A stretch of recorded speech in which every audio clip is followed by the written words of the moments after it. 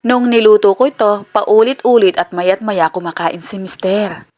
Meron ako dito ang 1.5 kilogram ng chicken, tapos nilagyan natin ito ng toyo at suka. Binudburan din ito ng paminta at nilamas lang natin itong mabuti. Pwede kayong gumamit ng pineapple juice o kaya calamansi juice pamalit doon sa suka. Pero kung gusto nyong mas makatipid, kahit suka po pwede talaga. So imamarinate lang natin to for at least 30 minutes. Dito naman sa ating paglulutuan ay nagpainit na tayo ng mantika at saka natin i-stir fry ang mga patatas.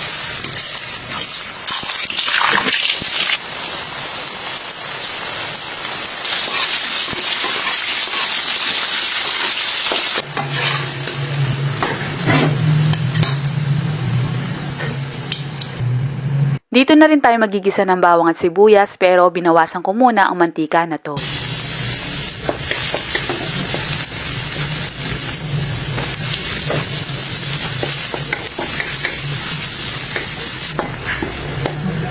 Pagkagisa ng bawang at sibuyas ay inihalo ko na dito yung marinated chicken. Syempre, hindi na natin sinama muna yung liquid o yung marinade sauce kasi isasangkot siya muna natin itong chicken.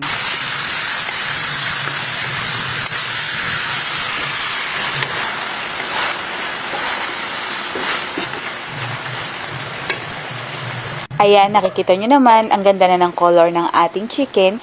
At ibinuhos na natin dito itong marinade sauce, konting tubig, tomato sauce, pwede rin ang fresh kamatis, igisa nyo muna. Tsaka natin to haluin.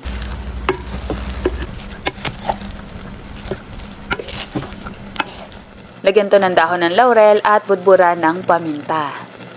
Tapos, ito naman po ay optional. Naglagay ako dito ng konting asukal. Kayo na pong bahalang mag-adjust.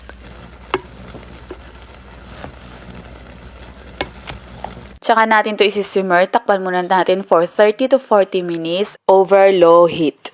Makalipas ang 20 minutes, binuksan ko muna ito kasi yung pinakamantika nito ay nandito sa ibabaw. Babawasan ko lang dahil ayoko naman ng mamantika yung sarsa. At nung okay na, tinakpan ko ulit ito para magpatuloy ang pagpapalambot sa chicken.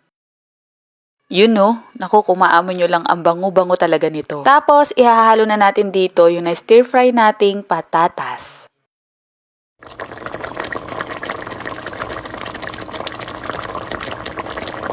Actually, itong nailuto kong ito, kaya 1.5 kilograms ng chicken ang aking niluto ay dahil pang buong araw na namin ito at may naitabi na rin akong pambaon sa aking estudyante. Grabe, nakakatakam. Ano? Yan o, mga ka-MU. Ako, try nyo po. Ang sarap talaga. Yan o.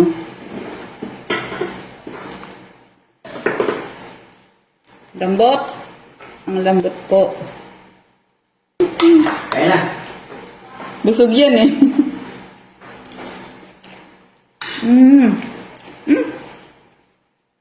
Flavorful.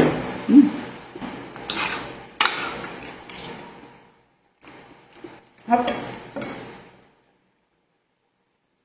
Ang lambot po ng chili natin, no? Lambot.